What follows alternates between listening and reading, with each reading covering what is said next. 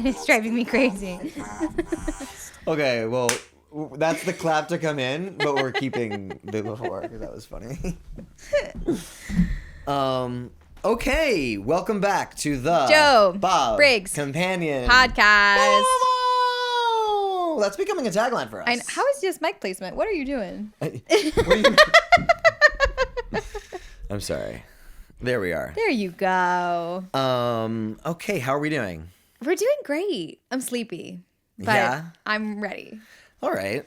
Yeah, I know. First of all, you entering a podcast at the full energy definitely become sleepy through it. I'm hoping that today, entering sleepy, you'll get your wind during. That's possible. I feel like you just swallowed a yawn. I did. But it's possible. Okay. But I'm excited to be here. And, I have a lot of thoughts about this movie, so I'm excited to discuss them with you.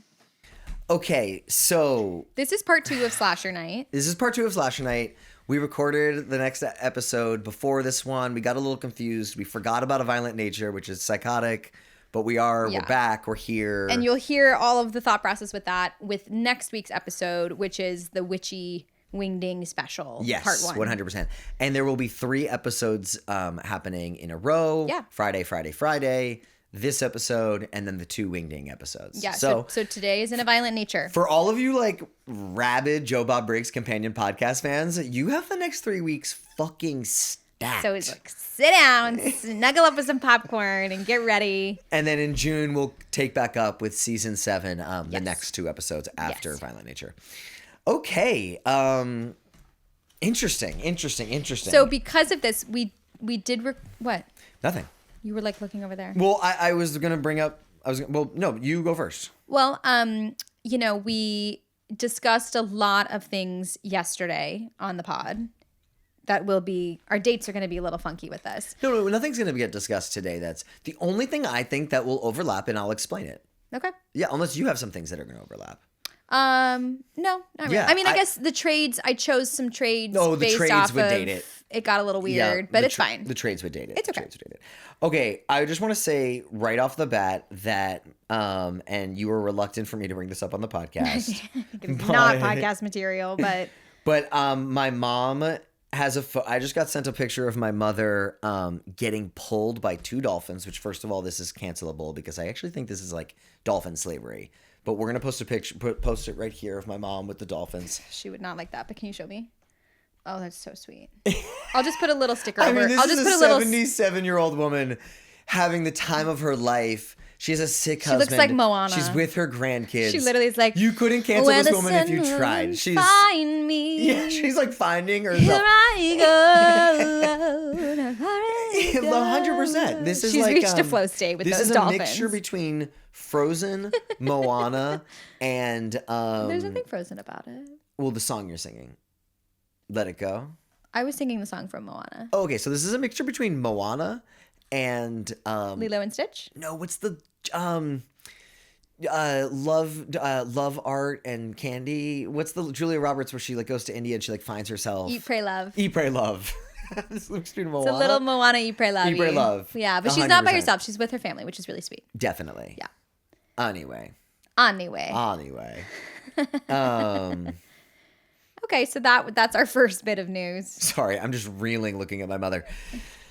Okay, well... I mean, your mother's an adventurous woman. She's traveled the world. Can we say... Okay, next thing, and this is going to date the podcast. I went to the gym today, and I saw the tattoo guy, and I posted... We talked about this on next week's podcast, but I want to then date it and put a new photo of his leg. You took another photo of his leg? Oh, this is a much better photo.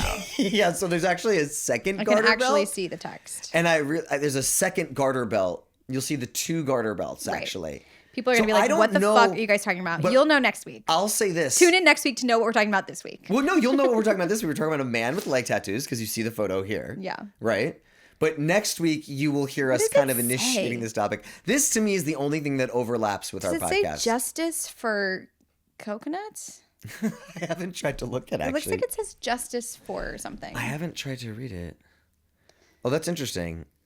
I still think it's like ruins, like Nordic ruins, which also overlaps with next week's episode. Ruins or runes? Runes. Yeah, runes. So, but I will say this. I'm not 100% sure that this is the same guy. In fact, I'm pretty sure that it's not. But then I'm like, damn, the tattoo is so similar. I did. You just look at his tattoo? No, I looked at his face, and I think it's not the same guy. But then it makes me think, well, that's just fucking crazy if it's not the same guy. Well, so look, leg tattoos are popular for Hot. men. Garter belt leg tattoos on men are hot. Right. Yeah, right. Okay. So we've established that, and that can kind of be something that we know for a fact. One of the few truths that exist in the world that we establish in the lore of this podcast can be that garter belt tattoos for men are in right now. You know what's crazy too is and we'll let you know when they're out. I introduce a character in next week's episode that I just was like, well, fuck, I probably shouldn't do that character today because the introduction. So with the lore of the podcast, we got a little fucked up with when we recorded the podcast because we didn't, and then also we are new to this, so we probably shouldn't be talking about so much stuff that will be dating us. But this is a learning curve. You're on the process of two people. As we said in the beginning, of two people learning to do a podcast as well. That's true. You know, so but you have I'll just say this. Maybe you can do it at the end to tease it. But you guys have a character coming for you next week that is so fucking good. You just bubbled out of me. I'll tell you one of the characters' names. Jimmy Christian. That's true. Jimmy Christian. That's I right. forget the other one. I don't remember his name either, but we'll find out next week. Okay, Stay tuned. Do you want to talk about your dream from last night? Absolutely not. No. Really? Well, I'll just say this. Okay. Yeah, tell us. I think you should talk to us a little bit about the dream. So, John and I have been watching True Detective. That's true. And I think it's ignited a bit of a, Matthew McConaughey thing for me. Okay. I don't know. So he popped up in my dream last night. Okay. In a really weird way. Weird? Special. Different than what you're used to. Yeah. So essentially, and I'm going to say my dream, and I don't want you to add anything. Okay? Okay.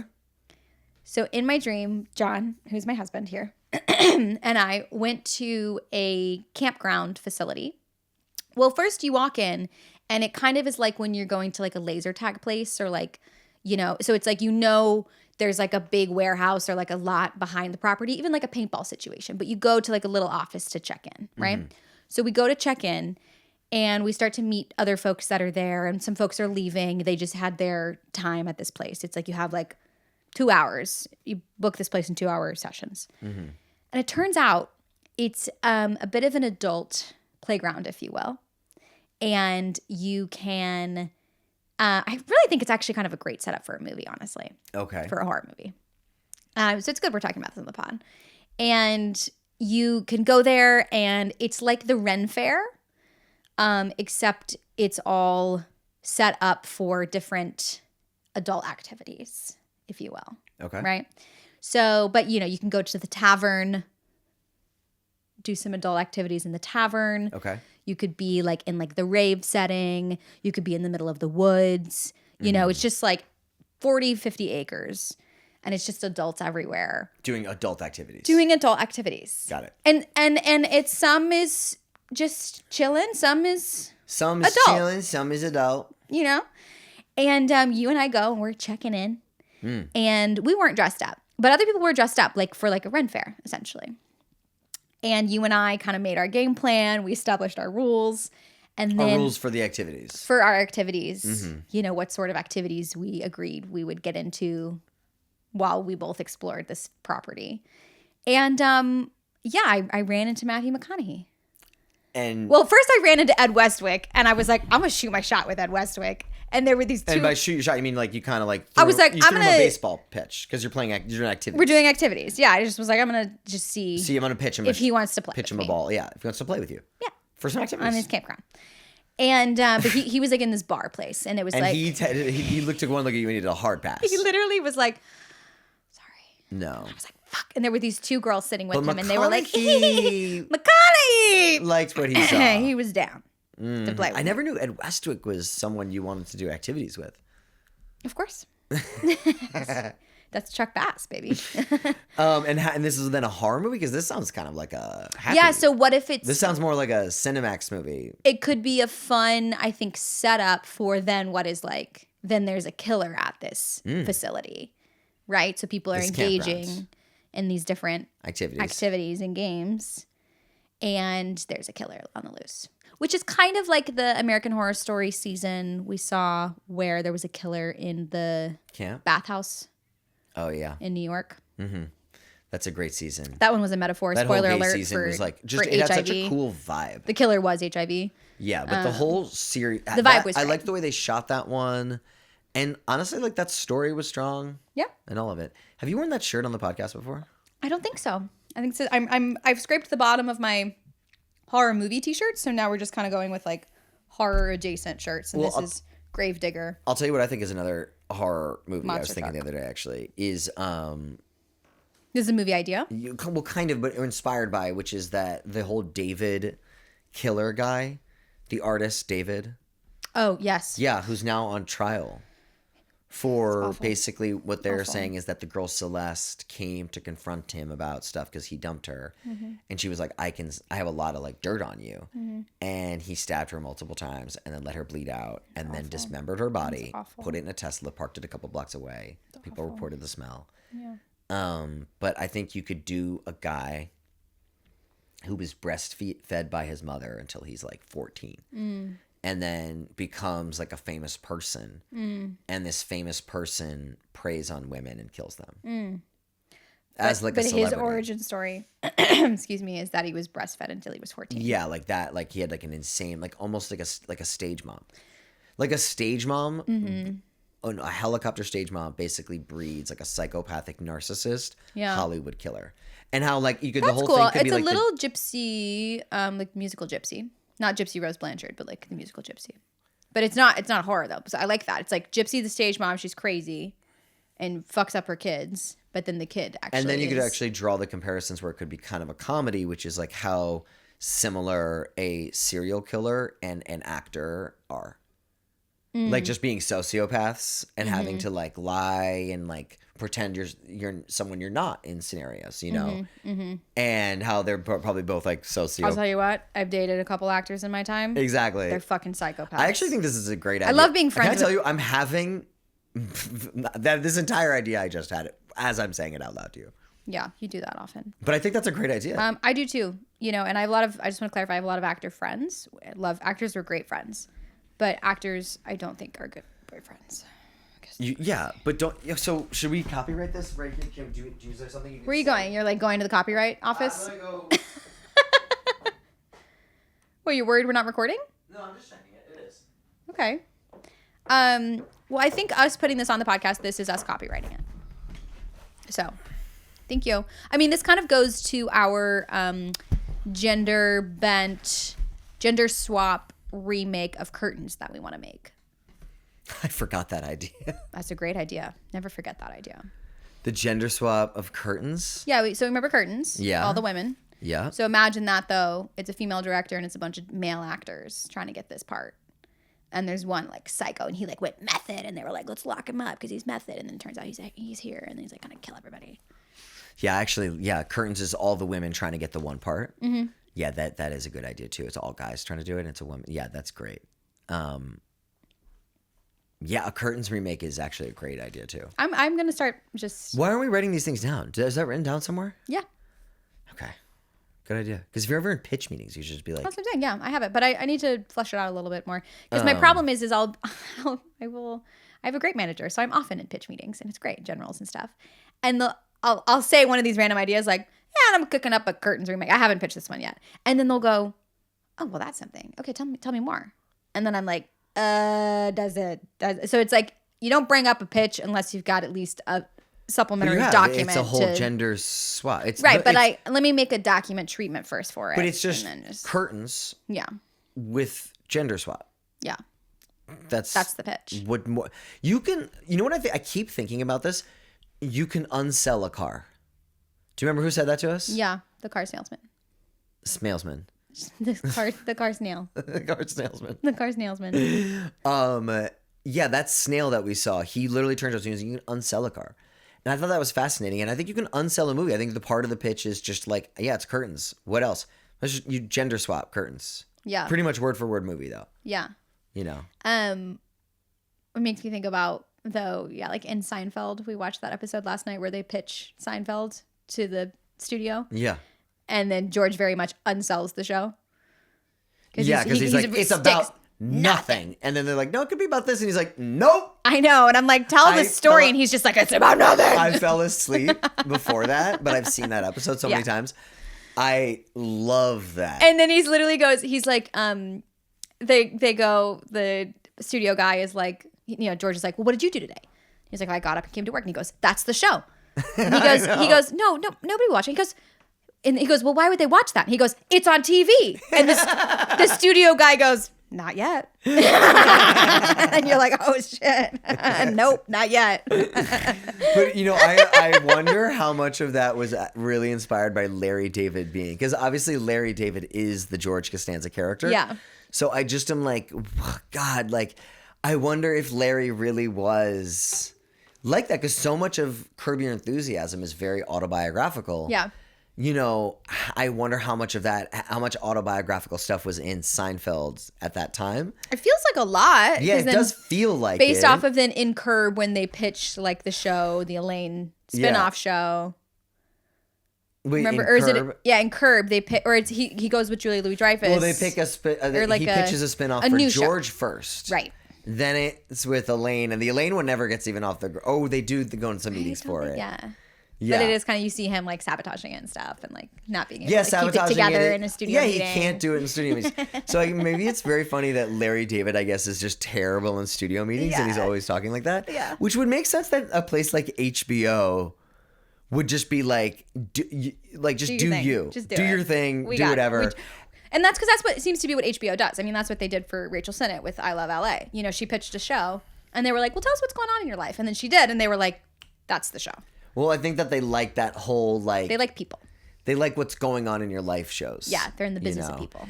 Honestly, Love should have been an HBO show, not a Netflix show. I think you're right, and I think it would have had. I think it would have had 8 more seasons if it had literally, because been an it's HBO also show. kind of an I Love LA show. It's an LA show. It is a love letter to LA. Yeah, it kind of meanders. It's just kind of about these people. But I'm also saying it's about at Los Angeles. So much of Love really made me want to like go visit LA. I thought it was such a good love letter to the city. Yeah. You know? Yeah. They like take mushrooms and they wander through the streets at night in the hills, and I'm like, oh, that looks like so fun. Like I've never done that. I mean, he's also, I think his job is so fun. He's a teacher for child actors. So he's on set. I love that. I think that's so fun. I forgot about that. That's like such a unique part of the industry to see. Is like the teacher on these sets with actors. Okay, let's get into the movie. In a Violent Nature. Canadian, 2024. Shot in Ontario. Mm-hmm. Well, they... What? Nothing. I just was saying shot in Ontario, and then sometimes I like sitting in the silence, but then I realize that it's a podcast and we can't do that. But in normal life... You also really... That was like a breath of silence. I know, but when I edit it, and honestly, when I hear silence on a podcast, I always go, did they stop talking? Oh my God. I think it's there's a couple podcasts I listen to where sometimes they get quiet, and I think it's really funny. It can be funny, for sure, but it's tough. It's just a thing, but also when you're watching it, you don't really notice. Okay. Anyways, that's a little podcast kind of audio engineering side tangent. It's all inside baseball in this fucking podcast. Well, you know what's interesting, and people should know this, that we also edit this podcast 100%. It's just us. We need help. Somebody help us. So we can't pay you right now because we don't have any ad money coming in, but maybe one day. No ad money. So here's something I'd like to discuss, but just because I'm going to reference it throughout us talking about this movie, which is the shit show of production, which Joe Bob mentioned at the very end. I was wondering if he was going to mention it, because then I was going to be like, ooh, this is my hot thing for the pod. But I just would like to reiterate, okay? So they filmed 85% of this movie. I get it. 85%. And then the guy falls out. And then the main actor who plays our guy gets sick. And they're like, okay, we'll pause for a sec. We'll do some reshoots. We'll just finish this up. Maybe we'll get a new guy in the suit. It'll be okay. You can't do that. You know, and I read this thing where the director was like, what is his name? Chris Nash? Mm-hmm. Chris Nash. Krishna. It makes me think of like Krishna, like Harry Krishna. That's not surprising. Chris Nash. Chris Nash. Chris Nash. Chris Nash. Chris Nash. So, put some respect on his name. Chris Nash. Chris Nash. And I read this thing where he was like, I mean, they did it all the time with Friday the 13th. They did it all the time with Halloween. Like, so many people were in and out of those costumes, out of the suit, you know, but hello, there's so much space in between seeing them on camera, whereas this one follows the killer. So you're going to know if he was walking a little different, his body, you know. So then on essentially what is their post-production budget, they reshoot the whole fucking movie. It's insane. I mean, it is insane. And they had to get a new DP, and this DP was scrappy as hell. The first round they shot on an ARRI Alexa Mini, right? That's like a, what, $50,000, $60,000 camera? Mm-hmm. 40, yeah. Second time around, they shot on a $5,000 Canon camera. So some of these things we notice in the movie where we're like, oh, it looks a little weird. That's because they had a cheap-ass camera that, by the way, they couldn't even afford to buy. They were renting a cheap camera. Wow. And then it was like the DP, I think he is awesome and like MVP of this project. And he came in for the second part of the reshoot of the movie. He was like out there. He literally, there's all these BTS photos of him with a bug net on his face because there's like horse flies because they're like in the Canadian backwoods. 100%. You know? Moose flies. And it's They have that. That's moose flies. Yeah. There you go. They're huge, bro. Horrifying. So he's like, they're all over my have them fucking in face. Maine. You know, we're just following the guy. Because I first was like, did they do Steadicam? Like what they do? And he essentially like created his own rig to be able to do this. And like literally they couldn't afford a full camera team, couldn't afford a full G&E team. So it was like him and a gaffer and like a swing grip who was like helping them both, you know? So they're dealing with production in the woods. And he's like, I don't have somebody running to charge the batteries. So I have to, as the DP, be like, are my batteries charged? Where are the backups? Like he is aware of all of it. When did you learn all this? Earlier, I read this interview with the DP. That's fascinating. And I thought it was just like, so like everything we're about to say, I think it is super important to keep in mind that what we saw was that kind of changes my kind of a view of the movie a fucking bit. miracle. Yeah, that's very... And was honestly really freaking impressive. That's very interesting. With all of that said, you know? Because I think the budget was like $1 million, so it was already like a low budget indie horror movie. Oh, God, I wonder what that 85% footage looks like. I know. I mean, I wonder if it's good. I bet it's beautiful. But it's the same movie probably, right? I think it's the same movie, but I think it's, you know, I think it's really beautiful. And what's interesting is a lot of the special effects, like with the body puppets and stuff, practical effects, I mean, they hadn't shot yet. And so that was just like chill. The DP was like, I don't know where those body parts sat for all that time. Like, haha, you know, but... Okay. Anyways, I just think that's important. No, that is extremely, extremely, extremely important. To talk about the context of this movie. Fascinating, honestly. So, well, anyway, listen. Okay, let's start with basically though. This movie is about a zombie killer comes back from the dead and kills these kids. But what makes it unique is that it's from the POV of the killer. Well, you follow the killer. Yeah, the killer is there. It's not the killer POV. Right, because and this is something Joe Bob said. Well, it is pitched online as from the POV of the killer. And I just think that is an interesting thing because to what you just said and Joe Bob during the thing is like there's many times in this movie that you're not seeing it from the killer's point of view. You're kind of following behind him, which I thought was a little bit nitpicky of Joe Bob, right? Yeah. But because you're like a video game character, like a third-person video game character. Would you say this movie is from the killer's perspective? Well, also... Or is perspective and POV, point of view, you think mean the same thing? Well, I think that they kind of mean the same thing. I think... I don't think that they're... Like, killer POV shot, I think is what you're saying, kind of. Or these are all the same thing, and this is just semantics, you know? But I think what maybe I would say about that whole part of it being from the perspective or POV or not is that there's some parts in it like the underwater scene, the campfire scene, and then just the straight up end of the movie with just the girl once she's running through the forest where they're not from the killer's perspective, POV, doesn't really matter. It's literally just like a static camera shot. So I thought that was interesting. Well, the underwater thing, I think they wanted to follow him underwater. Joe Bob said that. Yeah. So what about just like the campfire scene? The campfire scene, I mean, he is there watching them, but I think right. that is just like, that's just more their traditional thing. Yeah, which is a great scene. Yeah. Do you want to know how they did that? No. Yes. No, I don't. No. No. So anyway, going on. No, I do want to know actually. Because the terrain was too uneven and they did not have any time at all to spare. And it was literally, again, like a tiny, tiny camera team to set up like an even dolly track, circle dolly track or half circle dolly track. So what they did was built a platform, a circle platform that the camera would go on, and made that like super even that way. And they built that off site, you know, like in the middle of the night or during prep or whatever. Okay. And then just brought that in and went, and then all of a sudden they had this smooth terrain to make that like, I think the campfire scene is really effective. It's so good. I mean, obviously it was your inspiration in the sleigh short. Yeah. And it's amazing. What a great thing to pull from. I think it's interesting though, because I think some of my flaws with this movie are how it's very the killer perspective POV thing. It's just like kind of boring for a while. And some of the strongest parts of this movie are when he breaks that in a way, you know. So I don't know what that really means to me. And I hear you, but I'll raise you this. Okay. I don't think it's boring. I find it very relaxing. Okay. I find it like, do you ever do like, I guess, never mind. I was going to say something and maybe it was going to sound like ageist. But when I was in college, I would do like YouTube. Ageist. Really, I'm just like, okay. Because I'm like, did they have internet when you were in college? No, they did. I'm sorry. But when I was in college, you know, I would like, if I couldn't get myself to a coffee shop to study, I would put on a YouTube video that was like coffee shop sounds, study with me in a coffee shop, you know, and I would like listen and I would be like, I'm in a coffee shop. And I'm you're talking about like the ASMR of just like the birds and the yeah. chirping. So this feels like, it feels like Friday the 13th ASMR. And it's like nature. And then every now and then it's like, oh, you're so stupid.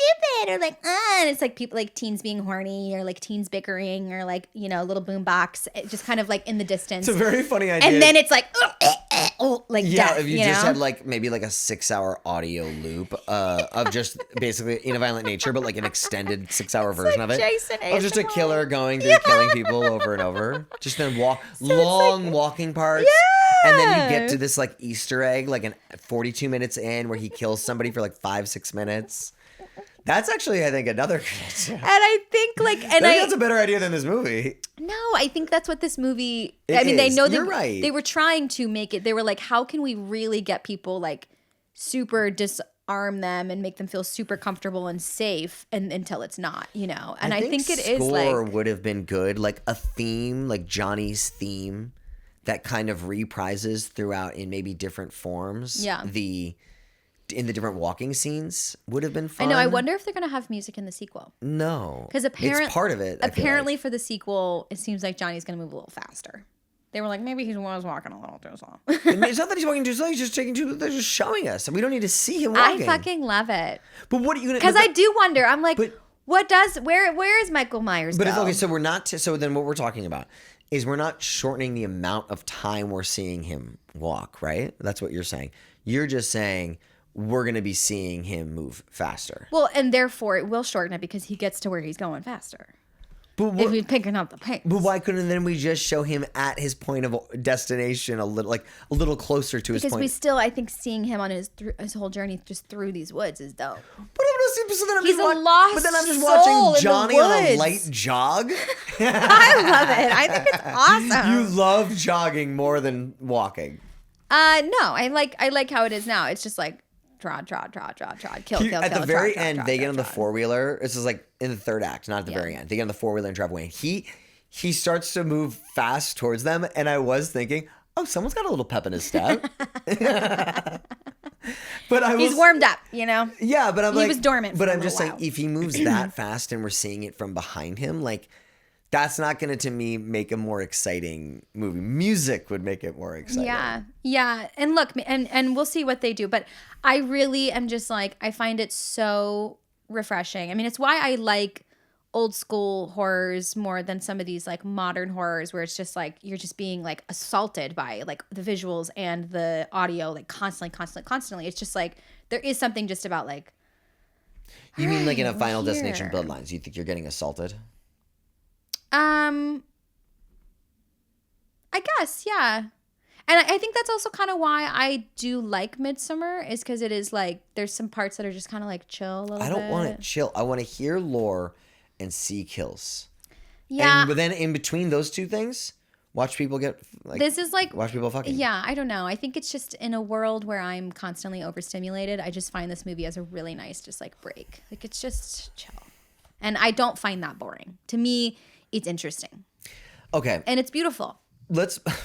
Well, that clip it. I want to switch over to something that Joe Bob was talking about in the beginning.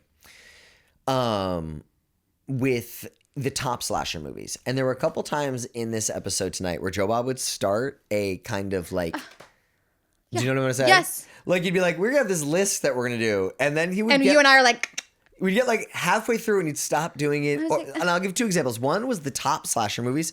And the other one was the 6 slasher eras. yeah. He said the 6 slasher eras. He started talking about like 13 different time periods over multiple different breaks. Yeah. I wonder if some of those are from Intruder though, the Intruder episode. No. Okay. This is him being like, yeah. Okay, but the first thing I'm going to say, yeah. The top slasher movies, and with this is the killers. Box office. The first is Michael Myers. Yeah. Second is Jason. Third is Freddy. Mm-hmm. I mean, that's the tripod of terror. That's our boys. Okay, number 4. Wait, pause real quick. Michael Myers. Yes, we are going to copyright tripod of terror. What? Yes, we are going to copyright tripod of terror. Okay, that's not what I was going to. Oh, okay. What was it? Michael Myers, Jason, and Freddy. Which is your fave of the 3? I gotta say, I'm kind of a Jason guy. I think he's more. I just think he's more interesting with the mommy issues. I like Freddy. Okay. Freddy's an artist. Ghostface is number 4. Chucky is number 5. Leatherface is number 6, but to Joe Bob's point, the Mafia owned it, which I thought was fascinating. Yeah. For the first 7 years. Yeah. So we don't really know those numbers. Yeah. But it could be higher. He then stopped doing it. I know. I was like, where does the rest of this go? So then there's Norman Bates. Yep. The Fisherman from I Know What You Did Last Summer, Jigsaw, and Art the Clown. Yeah. I would say the fact that Norman Bates is in there off of one movie is in the top 10 box office slashers of all time is insane. Psycho must have made buco money. There's a couple Psychos. I don't think those, yes, there's Psycho 2, 3, but I don't think those movies like printed cash. I mean, maybe on like, I don't know. I don't think so though. I think maybe just like Overtime Psycho has really just made. I guess it's got years on them. Yeah, got a lot of years on them. 20 years. And I think that's where, obviously Terrifier is like a great box office success recently, but it is still new. Yeah. That's why my friend Jack, who was talking about Art the Clown. I mean, Art the Clown's in the top 10 highest grossing things. So no matter, even to my friend's point about whether the low budget numbers are inflated lower to make it look good, even if it costs more, the ratio of the exponential financial gain is really what people are talking about. Yeah, they're still box office smashes. I mean, I can't even imagine how much they're making off of merch, and then with Halloween Horror Nights of it all, shit's crazy. Yeah. Whenever I'm like trying to find a word, do you ever like know what I'm trying to say? Sometimes. Say it. Okay. I'm like a lost lamb. Okay. Okay, the other one is the 6 slasher eras. Oh, well, I actually was going to ask you, who are your favorites? Can you do top 10? I want you to run through those 10 and tell them in order what are your favorite. Freddy, Michael Myers, and I'm thinking about if I like the movie or the killer. We're talking about just the killer, right? No, it's top slasher movies that are, and then you are saying them defined by the killer. Okay. So Freddy, Michael Myers, Scream. No, say Ghostface. Ghostface. Got it. So I wish I had a pen. I know. Okay, doesn't matter. I got Freddy, Michael Myers, Ghostface.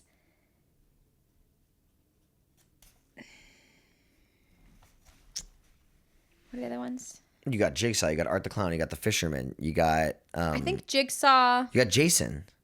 Oh, Leatherface and Norman. Okay. Jason, then Jigsaw, then Art the Clown, then Leatherface, Then the Fisherman. then the Fisherman. I don't Then find Norman. Yeah, You don't fuck with the Fisherman? I don't find him that iconic. Actually, I would put Norman above the Fisherman. Okay, I will say this. I don't give a fuck about the Fisherman. Oh, she's got bars. I'm gonna come back and hit you again. I don't give a fuck about the Fisherman. Because I know what you did last summer. Don't want to be a big bummer. We're not clipping that. The Fisherman to me is a problem here on this list because the Fisherman is not, and Ghostface. I find Ghostface and the Fisherman to not really count. I think that the movies, this is my hot take. I don't think Scream is a slasher movie. That is a very hot take. I think it's a whodunit. I don't think the Fisherman is. I don't think I know what you did. ¿Por qué no los dos? Why can't it be both? It can't be. Well, because movies can have a comedic effect, but if they're comedies, it's a comedy. Right. You know, like, I mean, that's to his point of the rules of the slasher. Right. I think that these movies where who did it are not. I mean, if those are slashers, then why is Psycho not a slasher? That's something that they both say. I think because they both, Joe Bob and Darcy both say Psycho's not a slasher. They both seem to I say think that. it's Darcy because more than out of Joe the Bob. how many rules did he have up there? Like 30. The Scream franchise hits a lot more of those than Yeah, but Psycho those does. rules weren't set up. Like Psycho also sets up a lot of starts to set up those rules. You know, it's so before that. I think in of itself, like it inventing the shots of going to the knife and then coming in like that. He did that in the 50s and they still do it that way to save money because it's so effective. They don't need to show it going in the body and stabbing someone because like when you see the knife up in that with the hand in the air, just the shot of the weapon for the people who aren't watching on the video here, and then like it coming down and a person just in like agony, you know, and then like you see blood splatter on a wall, the knife again bloody. and then you show the knife again bloody, and then you have people screaming over this entire thing in commotion. Yeah, that's a very visceral scene. I just think it needs a much higher body count. Oh, I totally disagree. I'm sorry. I totally disagree. I totally agree. I totally disagree. No, I do agree. I just think that I'll say this, Ghostface and the Fisherman from their related properties, the fact that they are whodunits, I believe, puts them in a little bit of a difficult category. These other ones, Art the Clown, Jigsaw, Chucky, Freddy, Jason, Michael Myers, Leatherface. It's them. What are we talking about? It's fucking them. Yeah. You know, like, so I just think, you know, the Bellevue Santa, it's them. Yeah. It's not to spoil, you know, and if you're seeing this, spoiler alert, you're here from the beginning. The Bellevue Santa, it ain't a whodunit. It's a supernatural killer. It's a supernatural killer. Yeah. And I'm getting fucking fired up. All right? Sorry. I'll calm down. Do we want to go over some of the... I was legitimately getting extremely I can tell. Do we want to go over some of the rules? Yeah. I'm also crying. I don't know why. Why are you crying? Don't cry. Don't cry for me, Argentina. Okay, so... Wait. Put it in your butt. What? Okay, I have the rules. I do too. But I have the rules from last week too. I do too. And I have them listed 1 through 25. I have the picture of Joe Bob, so I have them as well. Oh, look at you. Number 1. Well, yeah, so but this you don't is know, good. but We you can have go the back Joe and Bob, forth. so you don't know which ones came out this week. Okay, you know what? We'll just start from the top. Let's do it. Okay. You go first. So it's Number 1. not a slasher. Okay, this is going to be a good clip. Okay, this is our segment. This is a good clip. This is Joe Bob Briggs' companion podcast presenting to you Joe Bob Briggs' 25 rules of what it is not on slasher unless. ... Clip it. Let's go. Number 1, disguise required. Mask preferred. Love it. Okay. Final girl. What's that? Number 2. Okay. You want us to say that. Number 2. Final girl. There's got to be a final girl. What's that? Okay, number 3, sex, drugs, and booze, i.e. young people. Number 4, needs to be an isolated setting. Oh, God, yours is like literally in order where mine. Okay, number 5, signature weapon. But addendum to this, John, John McCallum's Joe Bob Briggs Companion Podcast addendum, he also goes off script and finds unique items in his setting to kill as well with. Mm-hmm. I find that to be a crucial thing. Cool. Okay. Number 6. The killer is compelled to kill. It's a compulsion. And I fucking feel that. Again, in the whodunits, there's a reason.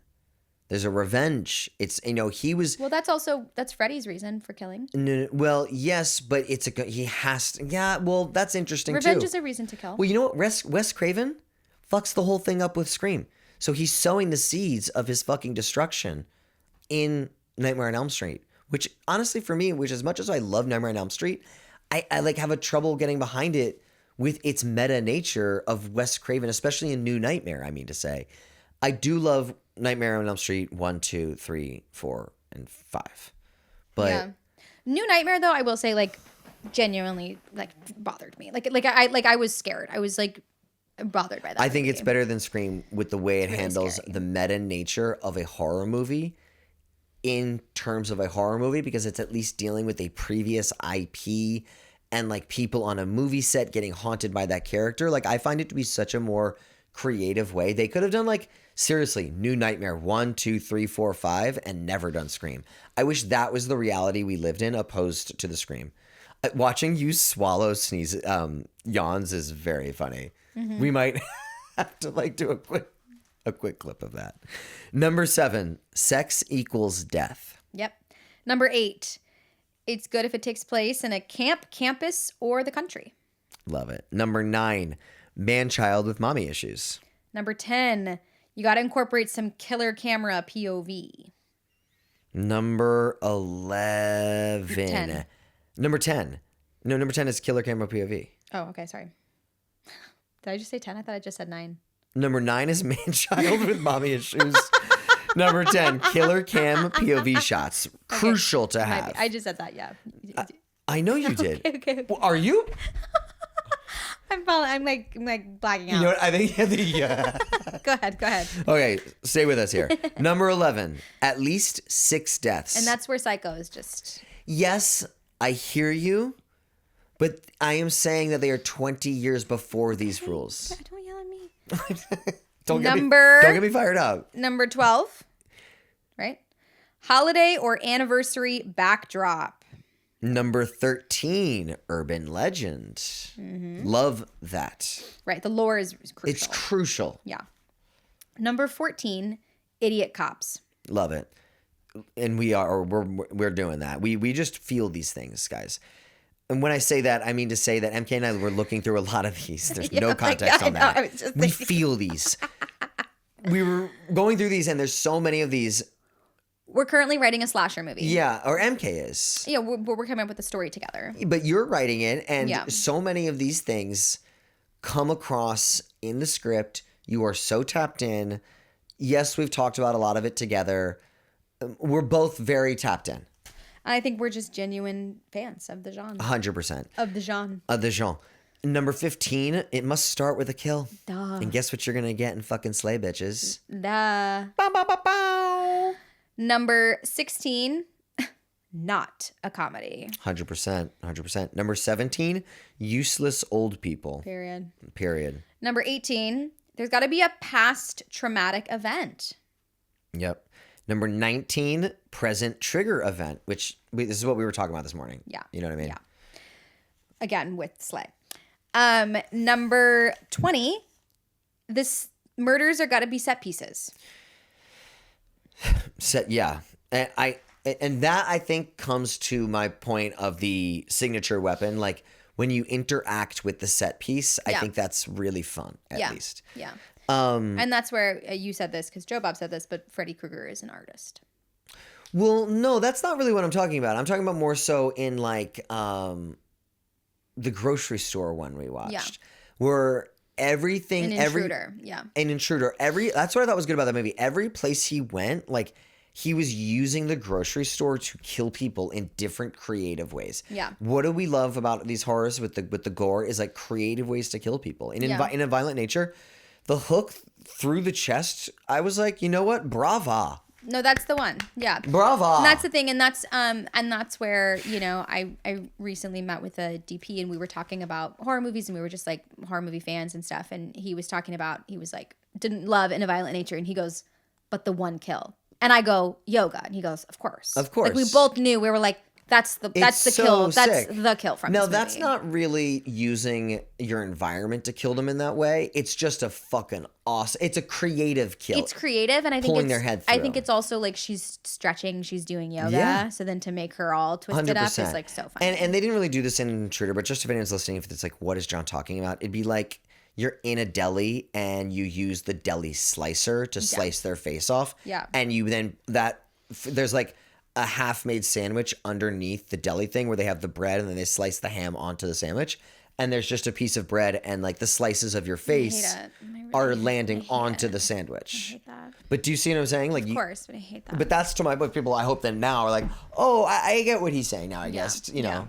And I think that's something that Art the Clown does in a fun way. Is love Art the Clown for that. Fishing through his nasty trash bag and just is like, which is it going to be? Totally, I'll kill you this way. You know, and then he pulls out like a little honk honk, like a little horn. I guess that's just personally like creative kills. We could say signature weapon. Well, that's what set piece murders. Yeah, creative kills. Well, yeah, set piece murders. Okay, 21. Old Coot Doomsdayer. Mm-hmm. Love it. Gotta have it. So, and he in Friday the 13th Part 2 is so fun. 22. Never split up. I mean, what are these people thinking? You know. The obvious killer is not the killer. What's that?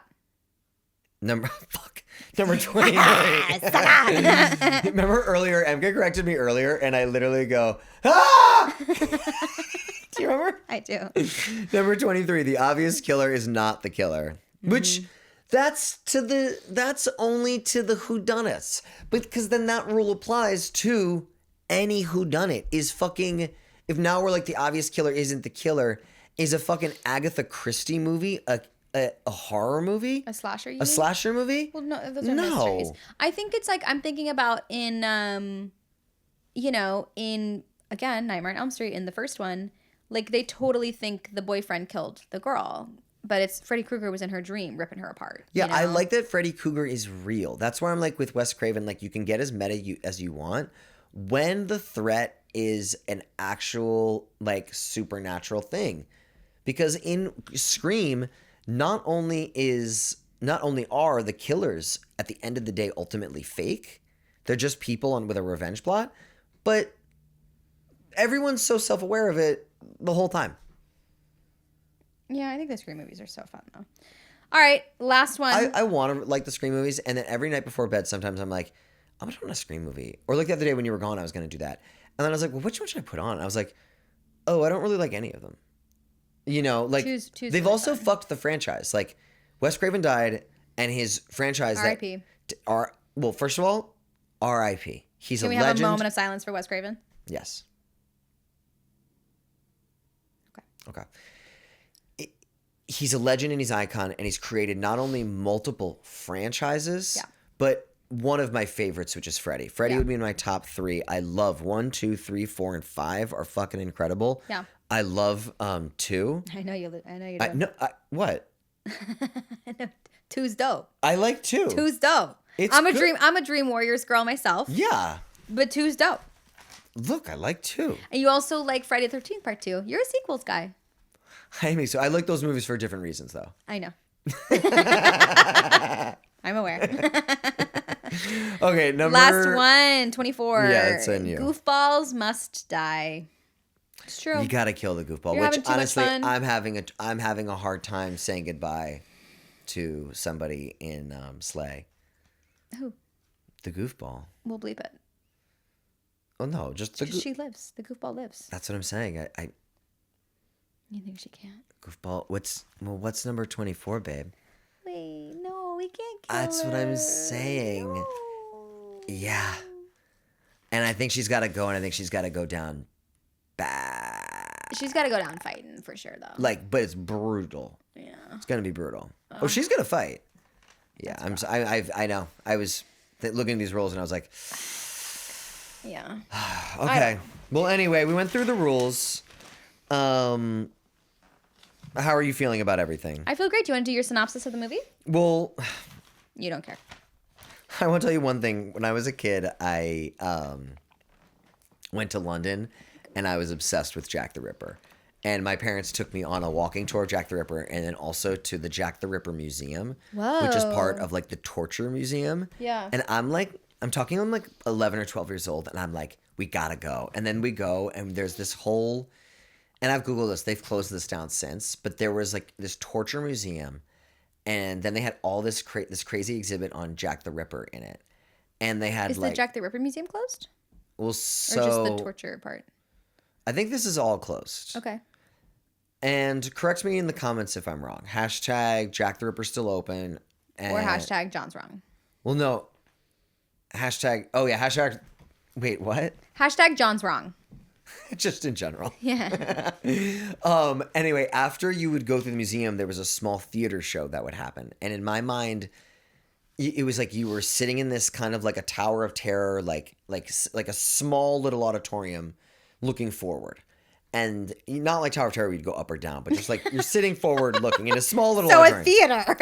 A black box theater, No, John. I relate everything to different rides, if you don't know that. Some things are in tiny seats. Like a movie theater, you're kind of in like a rock and roller coaster that doesn't move, and you watch a screen for 2 hours.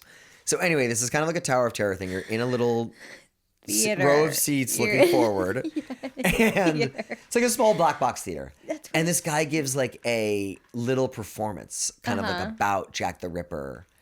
And I remember just like fucking loving it. And I made my parents go multiple times. And when I think I was remembering why. Like we used to go and get these tours in Paris and France. And I know that makes me sound very like, little, nose in the air, fancy little boy here.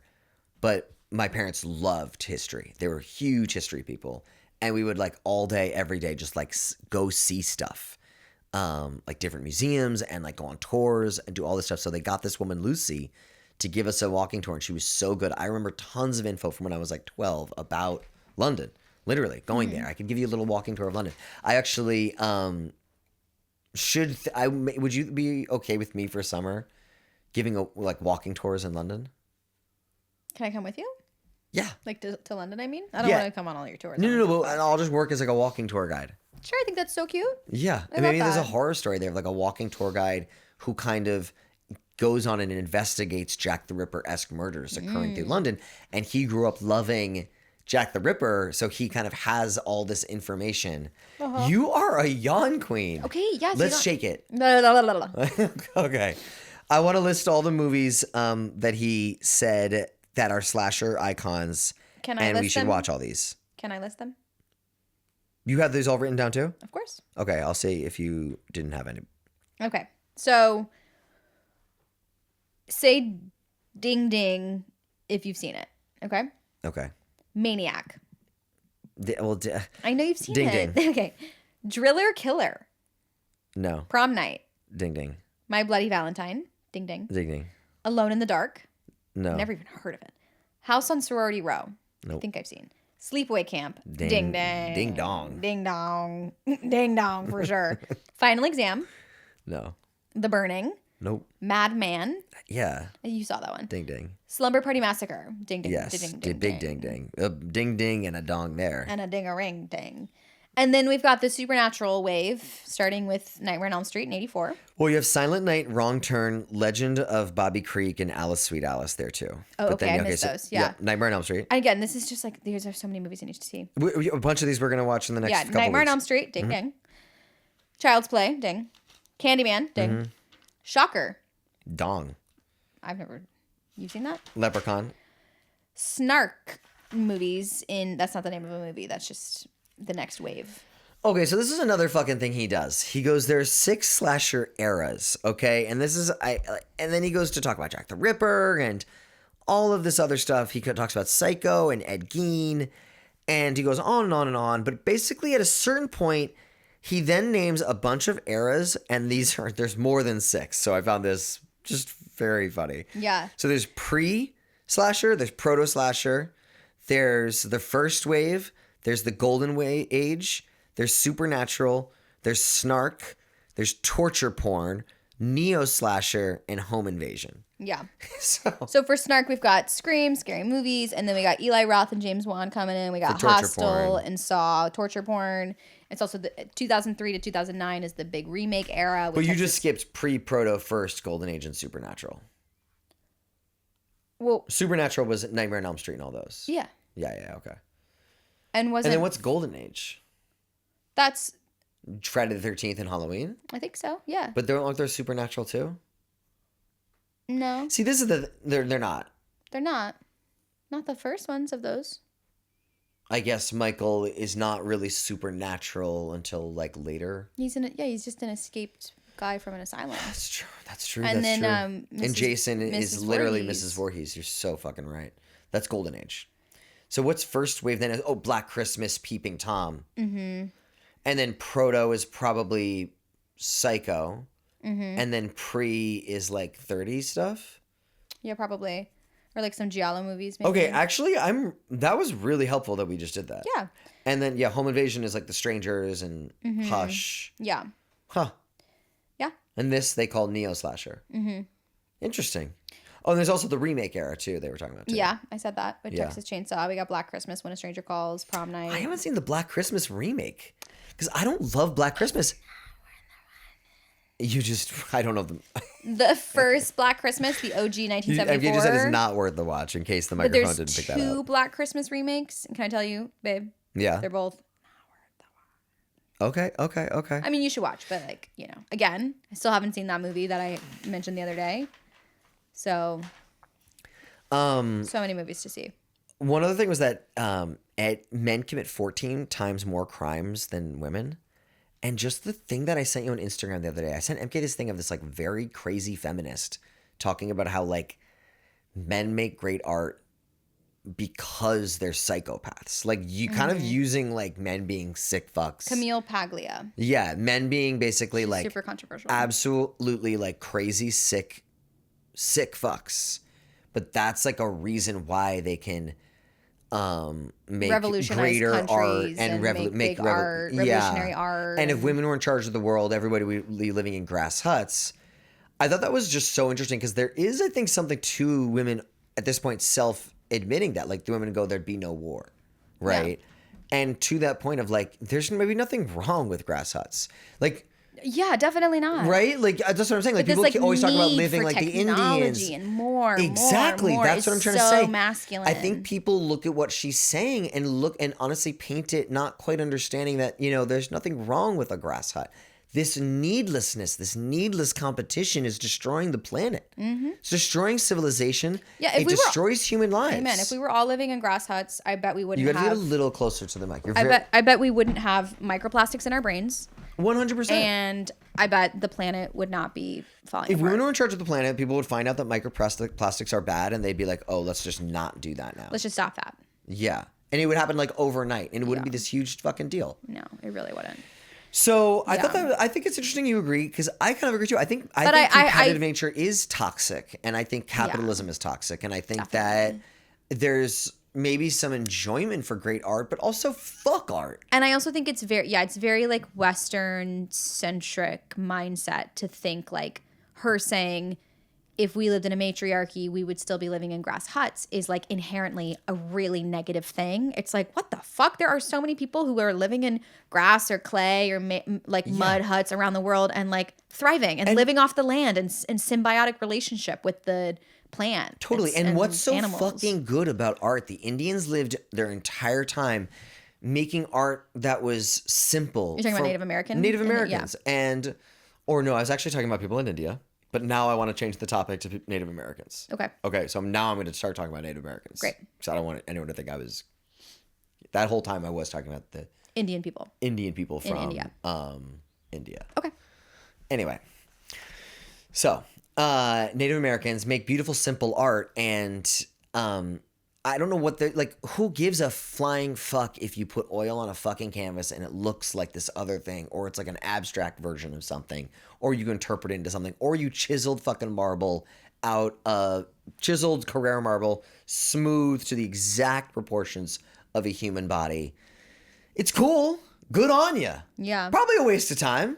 For sure. You know? Resources. Did you, yeah, what could you have maybe like helped someone? Mm-hmm. Could you spend your time like maybe tilling the land to create more food, to create, to feed more families, or to do something for a second? Did you tell a joke to make someone laugh? I mean, you made art that made people feel good. I mean, art does make people feel good, but I was thinking, is all art built out of pain and trying to, you know, be better than somebody else and try to push the boundary? And is it all created out of pain? Well, I think to go forward in time to the episode we recorded yesterday that's coming out next week. Right. I think Clive Barker has some really interesting things to say about his art and why he feels the calling to make art.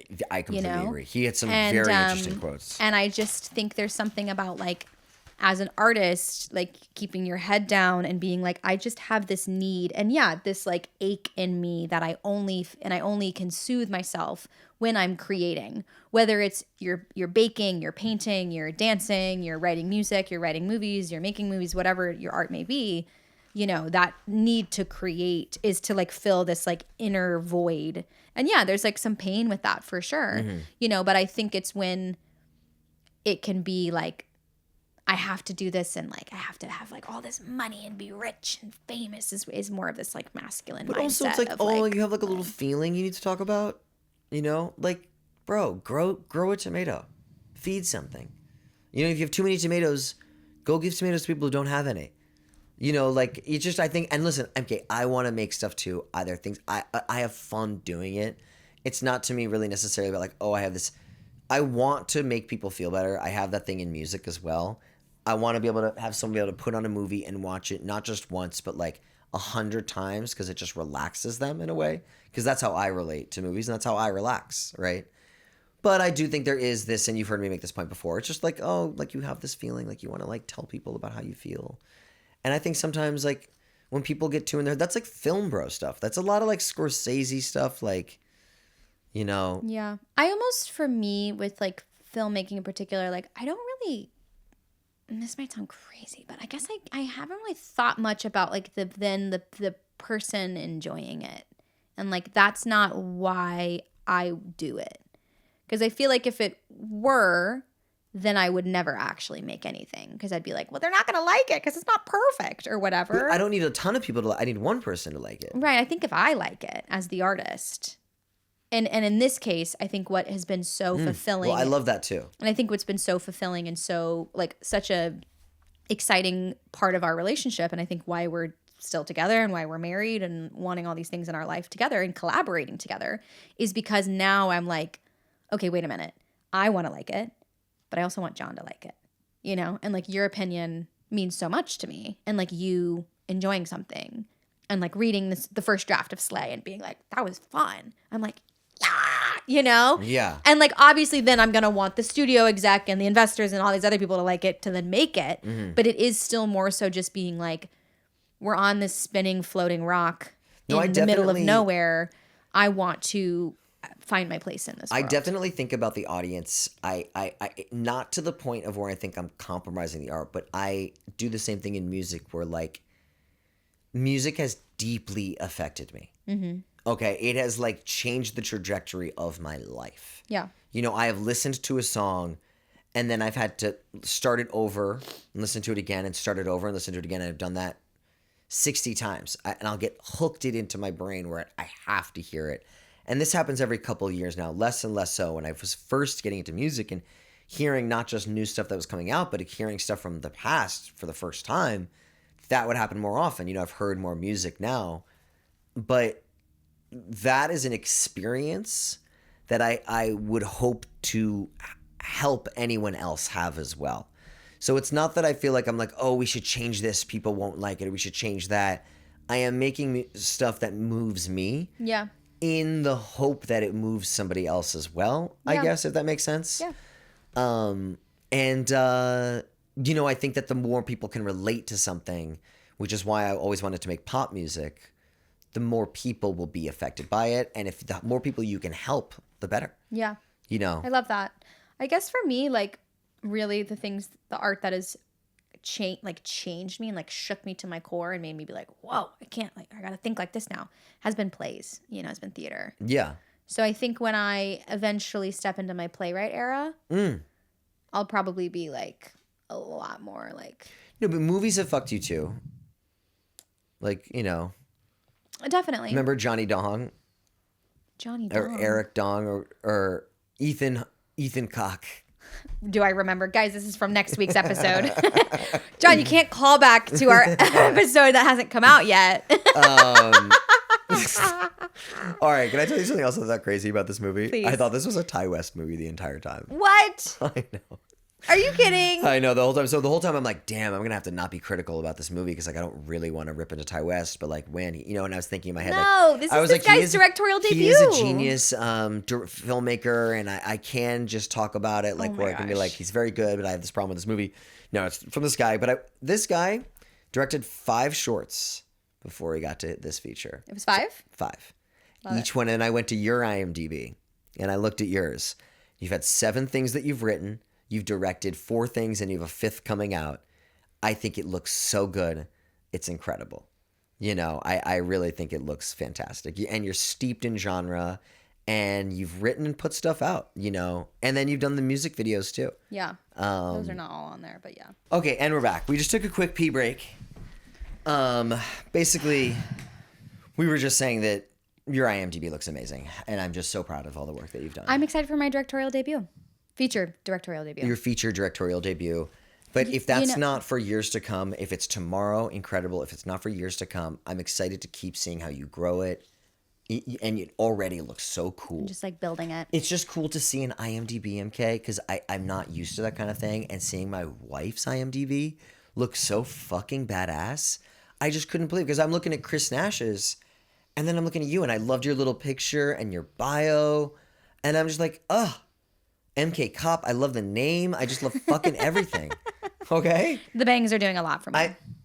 They're working.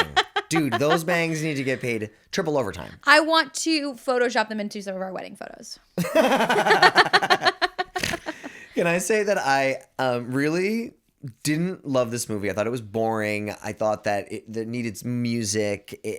Some of the kills were cool, but like not fucking amazing. And I loved the storytelling though. And I loved the lore. And when I was reading more about it online, a lot of it that I kind of missed because it's a lot of it's happening like from far away.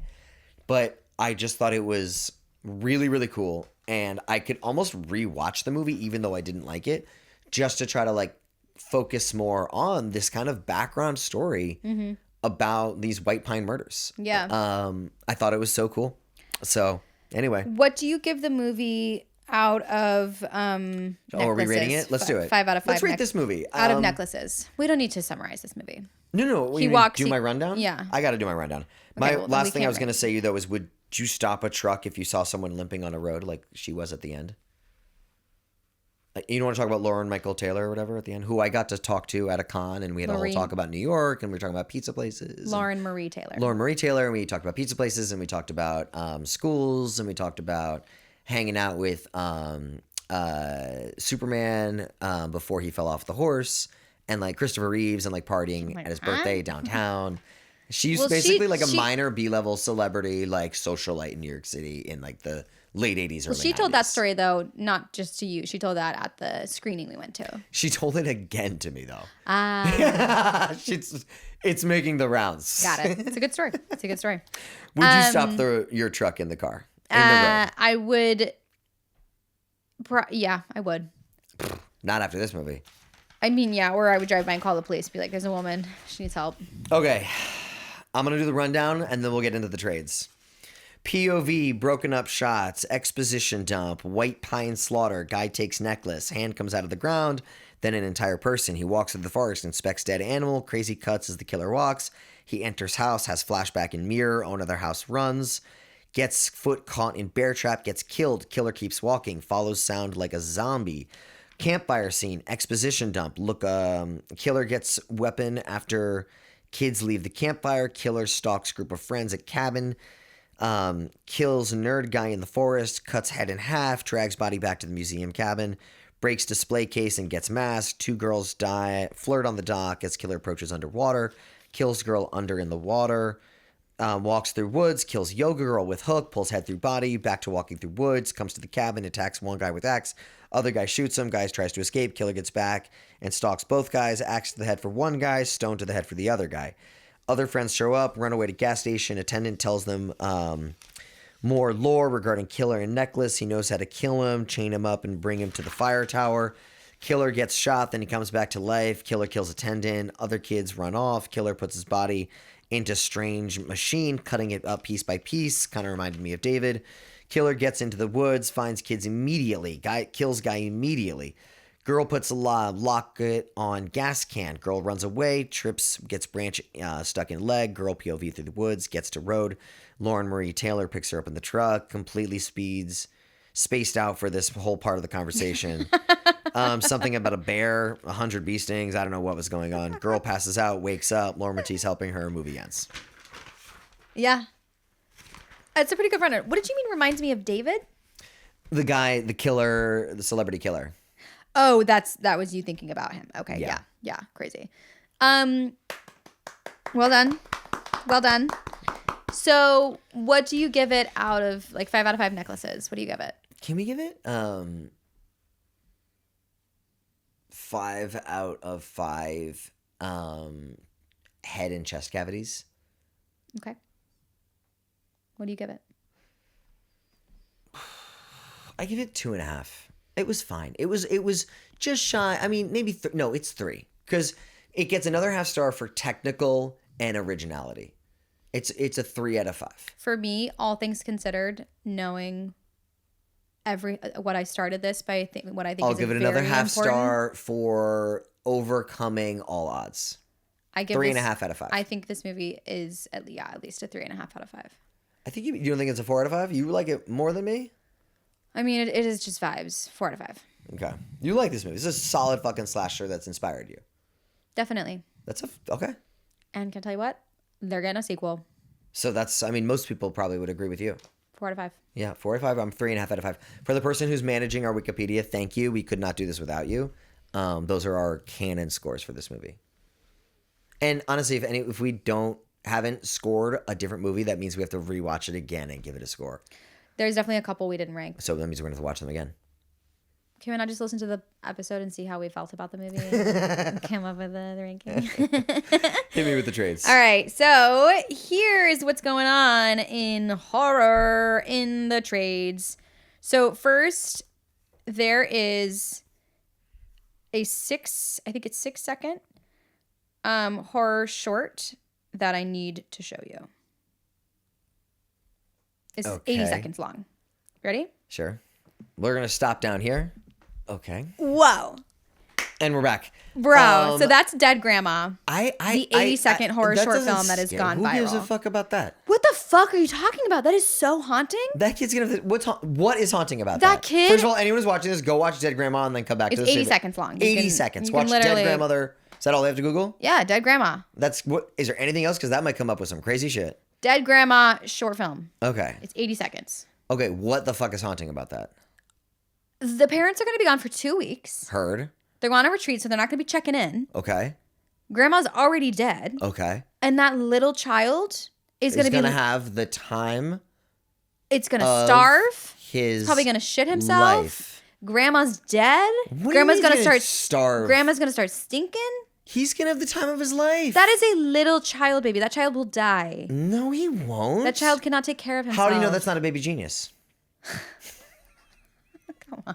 I'm trying. Okay. All right. Hilarious.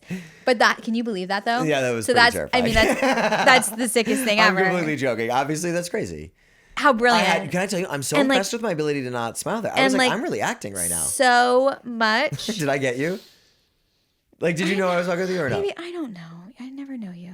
I never know with you. You never know you? I never know you. Yeah. Well, that is, first of all, we are married. How insane.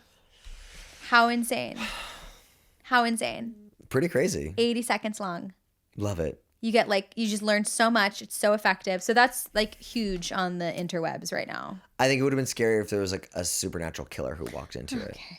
Okay, next one. Jesus Christ. Kid's gonna have the time of his life. For like 12 hours. And He's then gonna the kid play will video die. games. He's gonna fucking That kid is too small. hang Stop out. it. What are you talking about? He's gonna eat ice cream for breakfast and freaking. Baby, that kid can't get in the freezer and open the tub. What are you talking about? So, but the thing is that that's not even a horror. That's just a story about a dead kid. That's a horror. Yeah, but no, it's not. A horror is like fun stuff happening. This is like a story of a dead child that doesn't follow one of the 24, except for useless old people. I didn't say.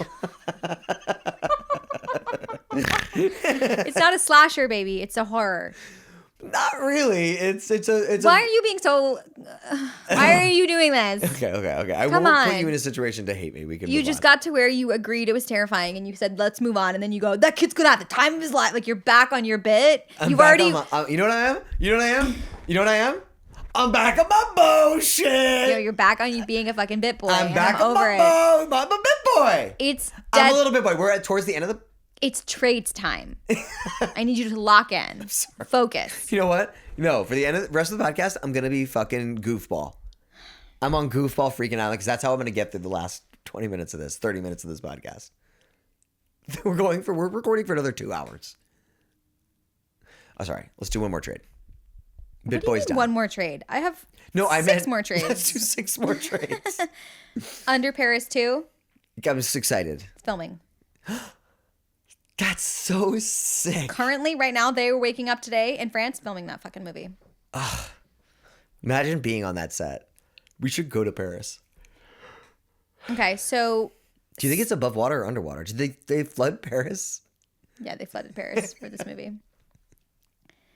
I'm going to show you this picture. Okay. Spider horror. Arachnid. Crawlers. Oh. Has just gotten acquired. Okay, so they got the U.S. rights to Angel Gomez Hernandez's horror thriller Crawlers. And it's going to be released in October of this year.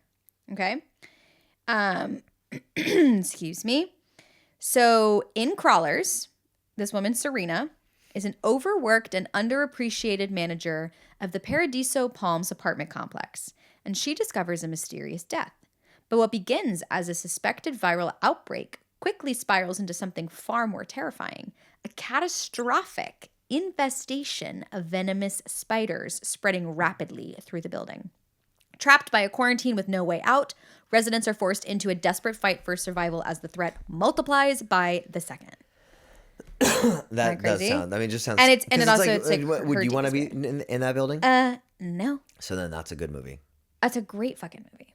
So, Crawlers. Honestly, that's can I say that this? Would you want to be in Bellevue on Christmas Eve? No. Definitely not. Next trade, please. Okay, Vortex, which is a genre label of a Dubai-based sales agency. Okay, and they've acquired international rights outside of North America for the horror satire anthology Grind. Okay, this acquisition comes hot on the heels of the movie's buzzy debut at the Midnighter section of South by Southwest last month. Digging into the anxieties of the modern workplace, Grind revolves around 4 interconnected characters: a worker at a multi-level marketing business, a food delivery driver, a content moderator, and coffee shop staffer navigating the perils of unionizing at a familiar feeling brand. Okay. And it's like Next. kind of an anthology, and our queen Barbara Crampton is in it. So Okay, that sounds like So it's the very dumbest thing exciting. I've ever. I mean, it's a satire. It's a horror satire, so it's supposed to be interesting. Like, fun, Okay, and that's kind of funny. it'll be interesting. That's interesting. Alien Day was April 25th. Okay, we missed it. Did this come on your feed at all? Not in the slightest. Wow, you're following the wrong accounts because Alien Day was all over my feed. Okay. You know, you have a horror podcast, John. Get with it. You love Alien. I do love Alien. So Spirit Halloween has debuted a 6-foot. In fact, I'm gonna watch Alien 4 in the next few days. You just were like, you saying, John, you love Alien, like triggered something so deep inside of me. I was like, I do love Alien. I have to watch Alien. I haven't seen Alien 4 in a long time. I gotta know what that one's about. I don't really understand how that one fits into the sequence of things. Sorry. The Spirit Halloween is doing Alien Day. Yep. Spirit Halloween released. I'm sorry something you said made me feel something. That's fine, but you don't have to continue to interrupt me. But I didn't mean It was to. fine the first time. Okay. Now it's not okay. Okay. I just want to get through this one sentence. It's a short sentence, okay? You got it. Spirit Halloween debuts an epic 6-foot xenomorph animatronic product. I cannot wait. It's like really fucking terrifying, and it will be at Spirit Halloweens all across the country this fall. I'm going to take a selfie with it. Should we buy one?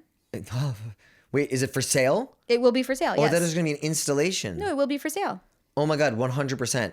You know how they sell like massive 6-foot animatronics? Yes. There's going to be a fucking massive xenomorph one. It's going to be on our porch. Can you believe? It's going to be on the porch where that chair is. Like on the side. Spooky. Yeah. Can 6 foot?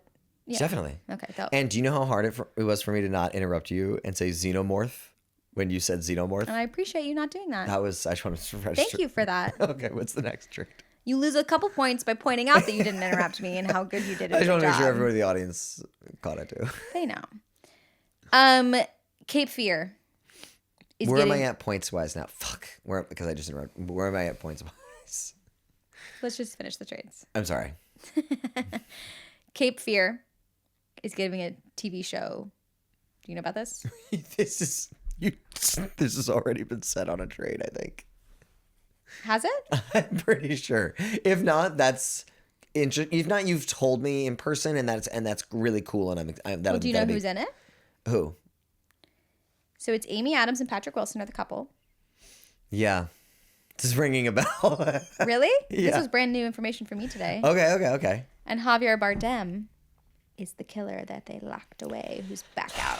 That's gonna be so fucking good. Patrick Wilson's gonna be great as the guy. Patrick Wilson's literally the perfect guy in that role. I agree. He's like the perfect, like you like him, but he's a little bit of like cuck energy, you know. And then Amy Adams is like sexy, but like obviously in love with him. But like I think she's cheating on her too in it as well. In Cape Fear? Yeah. I've only seen it the one time. I don't know. Yeah, I think the dad is. Anyway, it's a great movie. There's also the Mark Wahlberg remake, Fear, which you have to see.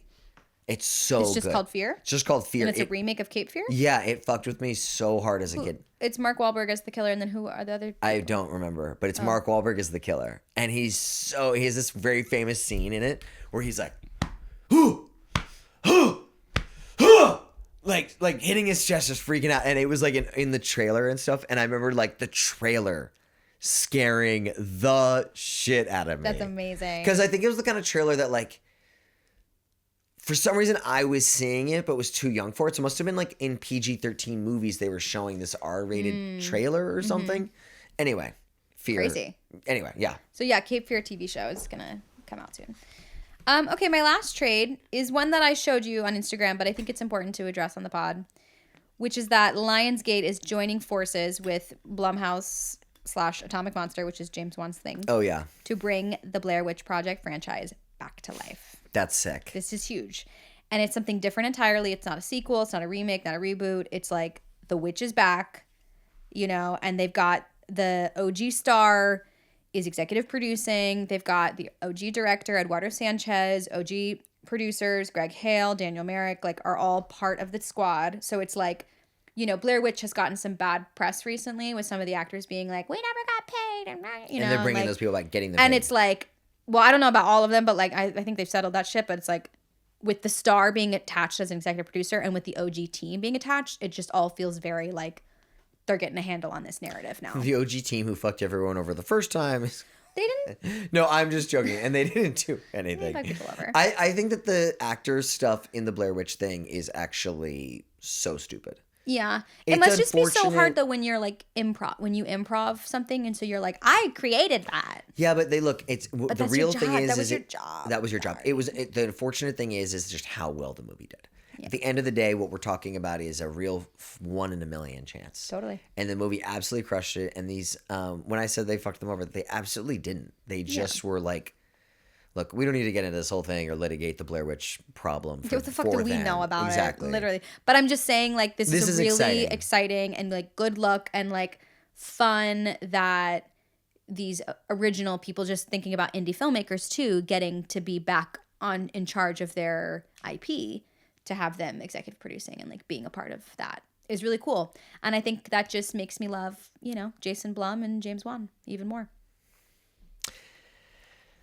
These people are like literally legends of horror. I'm so excited to see all of these people like become like old and grow old with them, and how they just like have impacted the industry already, and how they're going to continue to throughout the different successive waves of popularity. I'm talking about Jason Blum. I'm talking about James Wan. I'm talking about Eli Roth. It's really sad to see John Carpenter, not work the past 16 years or so, because he's had plenty of great life that he could have been making movies. He didn't want to make movies, and that's totally his call.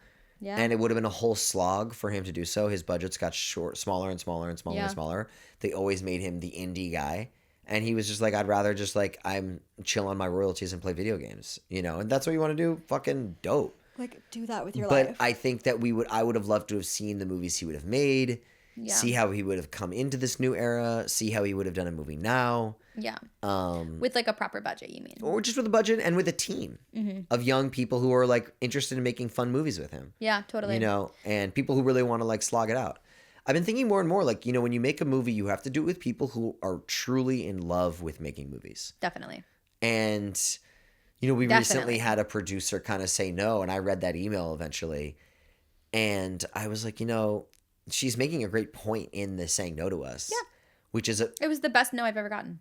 Which is just that people really do need to be in love with it. And I think we do need someone who's like maybe younger and less accomplished, because it's not really rocket science what we're asking them to do. And you know how to do a lot of it. You just need them to just go through paperwork for you. You need someone young. You need someone hungry. And you need someone with, nothing to lose and everything to gain. Totally. So I think I still think that the person who gets this is going to have like the most incredible opportunity for learning and growth. And then I truly believe Slay will be like a profitable movie. So I think that it's going to be in their best interest. If you're a producer and you want to produce Slay and literally join the team, the tripod of terror. Yeah. DM MK.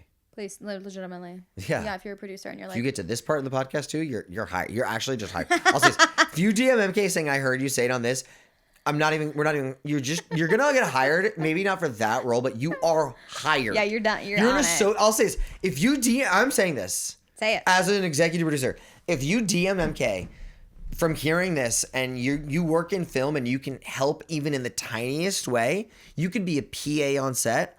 You will also be an associate producer in the movie. Period. Yeah. If you DM from this and you help in the movie in the tiniest way, you'll be an associate producer. Yeah. Yeah. You'll get that credit. Mm-hmm. And maybe a point out of my share. Oh, yeah. I'm like, hey. That's how we'll get people to DM. Hashtag where's my money? I just want to quickly say James Wan is 49. Jason Blum is 57. Eli Roth is like 54. Yeah, and you're saying they're young. I'm saying that's young, but I'm also saying I'm not even 30. They have 25 more years of making movies I together. know. Jason Blum, the oldest, has 25 years. And I really hope that, 25 years. I'm like, 25 years from now. You'll be their age by the time they retire. Totally. So I'm like, if you're not making movies by that time, then it's not going to fucking happen, all right? If I can't make my directorial debut by 50. By 57? Yeah, it's not happening. Sorry. Reality check. Get with the fucking program.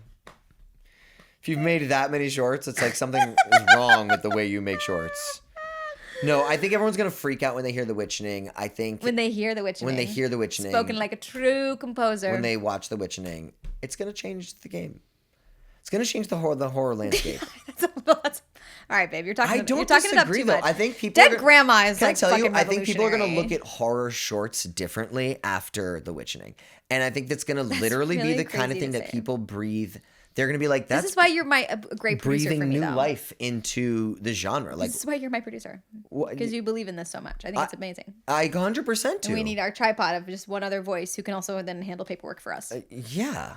but be like, this is it. We're changing the game, guys. Yeah, like if you don't think that, like if you're like, oh, they're offering me money, I'm gonna make a ton of money from this, or like I'll make $1, but like this will be the coolest, most badass thing ever. It doesn't even. Oh, we'll bleep that. That person doesn't even like horror. Yeah. Okay? They don't even like horror. So it's fine. It's nothing against them. No. What? There's nothing against them. Yeah. They just don't like horror. You know, you have to live and breathe. You're gonna be like, can I be Blood Boy? I wanna see how the fucking cookie gets baked, how the brownie gets baked. Yeah, I gotta eat lunch. We're done. Okay, we're done. Love you. Love you. Bye. Bye.